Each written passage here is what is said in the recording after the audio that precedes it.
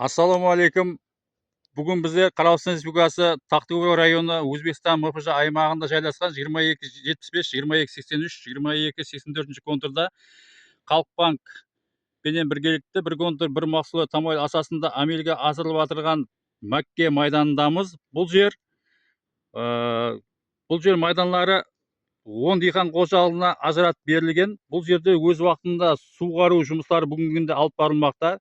Әрбір гектарына 400 килодан азот, 200 килодан сульфат, 100 килодан калий минерал төгіндері беріліп, жақсы өнім алу ірестірілген. Һәм келешекте әрбір гектарына 10 тоннадан жәмі 132 тонна өнім алу күтілмекте. Осы бір контур бір мақсулат жойбарына Лидетабыкар Аққұм Қарой істеп шығару кооперативі біріктірілген. Келешекте осы берілген жер майданына жақсы пайда алу үшін диқан қожалықтары жақсы һәм өнім һәм жақсы дараматқа ие болады деген үміттеміз.